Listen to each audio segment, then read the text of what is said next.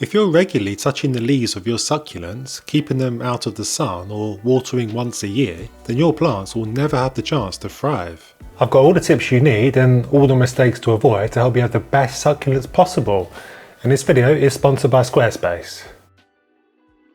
Constantly touching the leaves of your succulents will stop them from ever thriving. Lots of succulents, such as echeverias, have something called farina on the leaves. But what is farina? Apart from being the Italian word for flower, farina is a powdery, waxy substance that appears on the leaves of most succulent plants and plays a very important role in keeping it healthy. The plant produces it as a kind of built-in sunscreen, helping to lock in moisture and defend against stress from the environment. Farina is typically white or pale grey and gives the leaves a dusty or chalky appearance, and it can serve as an indicator of the plant's health. So a lack of farina on the leaves is a sign that the plant is not receiving enough sunlight or that it's not producing enough of the protective coating. It's therefore really important that we don't touch the leaves of our succulents with our fingers to avoid this coating from rubbing off.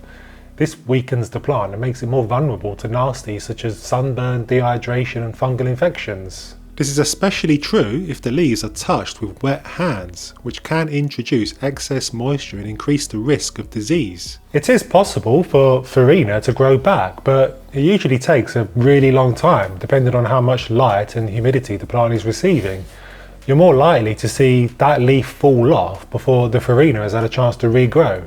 You often see echeverias or other succulents in the shops with finger marks all over the leaves where people have prodded them with their fingers. Not a great practice, and if you're choosing one in the shops, pick one with a healthy coating on that hasn't been disturbed too much. But what do you do about those dead leaves that always collect at the bottom of the stem, making the whole plant look untidy? It is a good idea to remove these regularly to improve airflow and make it less hospitable for things like spider mites. It sure is tempting to get in there with your fingers, isn't it? But the result will be smudge city, especially if you've got fat fingers like me.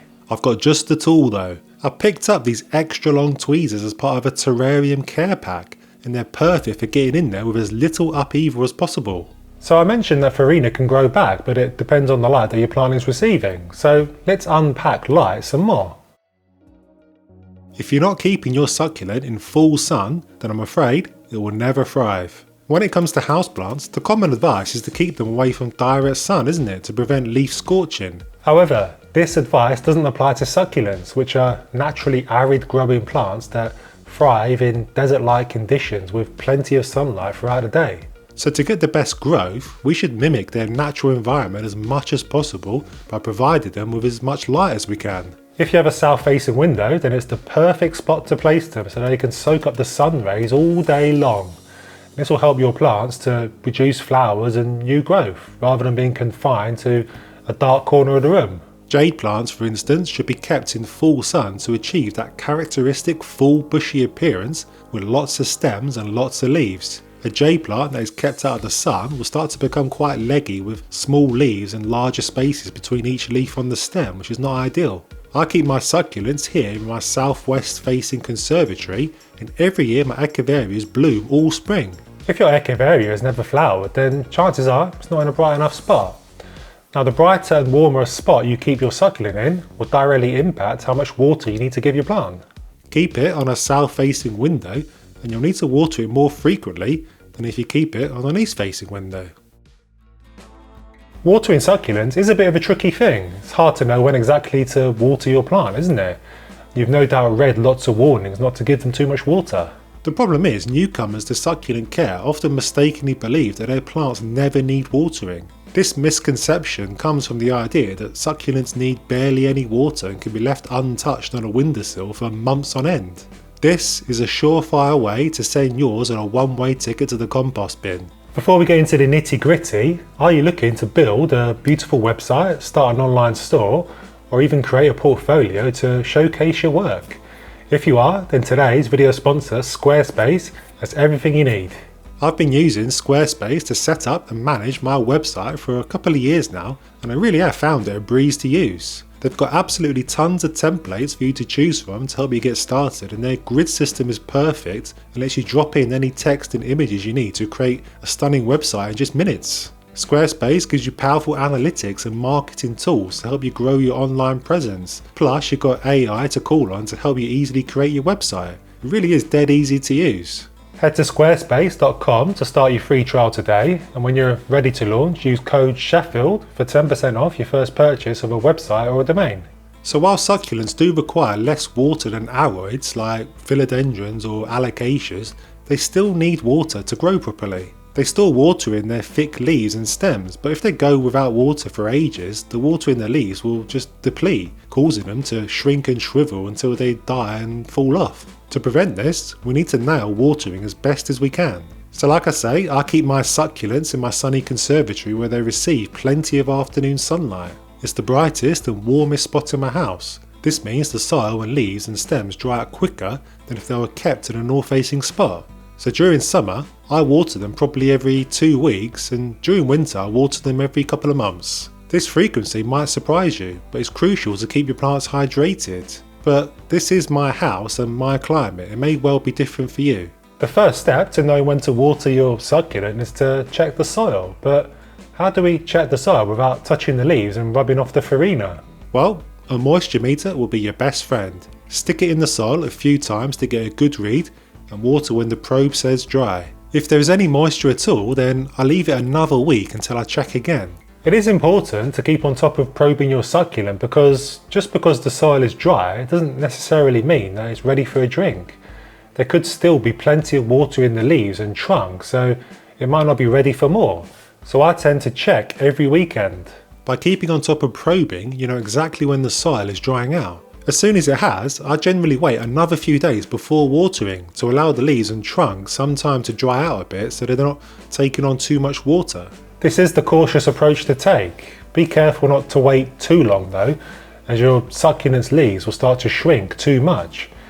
It may seem like a pain in the backside to probe your plant every week, but for succulents it's the best way to have thriving plants. One of your main goals when caring for these plants is to avoid getting water on the leaves. When water sits on the leaves for too long, it can create a damp environment that encourages the growth of fungi and bacteria, which can cause rot and other diseases. Getting the leaves wet can also affect the farina on their leaves, which can easily be wiped away when wet, causing damage to the protective coating. The solution to this problem is to bottom water. Most of you know that I'm a keen bottom waterer, and I love bottom watering my succulents. The main benefit is that you can easily control the splashback of water on the plant.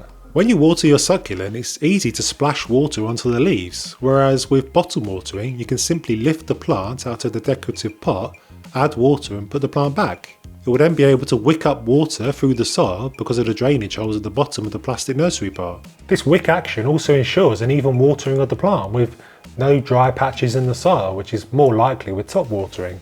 And this is much healthier for the plant. To ensure that you're successful with bottom watering, or even if you continue with top watering, you will need to make sure that your plant lives in a pot with drainage holes. Drainage holes for your succulent is vital to prevent overwatering of the plant and to protect those large leaves from taking up too much water and becoming mushy. Pot your plant into a pot without drainage holes and there's nowhere for excess water to go. And if you're not on point with your watering, then this will lead to soggy soil and problems for your plant.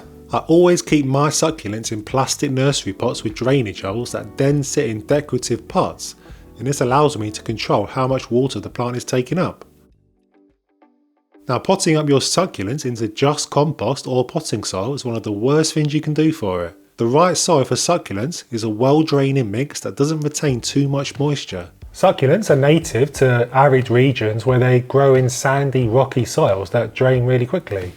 The soil we choose should be able to mimic these conditions as much as possible to prevent root rot, which is a common problem in succulents.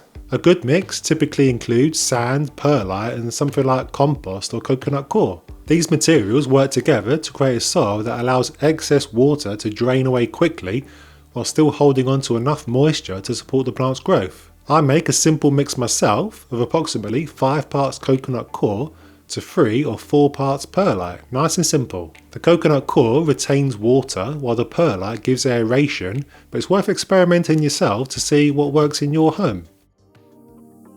I mentioned earlier that succulents don't like to have water splashed onto their leaves, and to prevent this we should try bottom watering. Equally important is to not have damp soil touching the leaves of the plant, as this can lead to mushy, rotting leaves. To prevent this then, A nice little hack is to top dress your plant with a layer of gravel or decorative stones. Adding a layer of decorative gravel or stones on top of the soil of your plant will create a barrier between the leaves of the plant and the moist soil, protecting the leaves in the process. And it also improves the appearance of the plant too, which is certainly no bad thing. Pruning really is key to keeping succulents healthy and looking their best. The trouble is, beginners often shy away from it or don't quite know how, which leaves them with stretched out and scruffy plants. And this can be frustrating enough for some people to give up on succulents altogether. If you grow succulents, then you've probably seen them stretch out and get a bit lanky. Echeverias are especially prone to this. They often have a single stem growing from the soil with no leaves at the bottom. Makes them look right ugly, doesn't it? Giving them a good old chop can easily solve this. Simply pluck up the courage, cut the stalk and then replant it in fresh soil for it to develop new roots. Succulents are surprisingly resilient and will quickly develop new roots after being cut, so it's something I often do with mine. They're also incredibly easy to propagate from their leaves, making it an excellent option for growing more plants without purchasing new ones. Now, I talked a lot about how overwatering your succulent will be the death of it, but did you know that a jade plant can actually thrive living in just water? I'll show you how in this video here, so make sure you watch it next.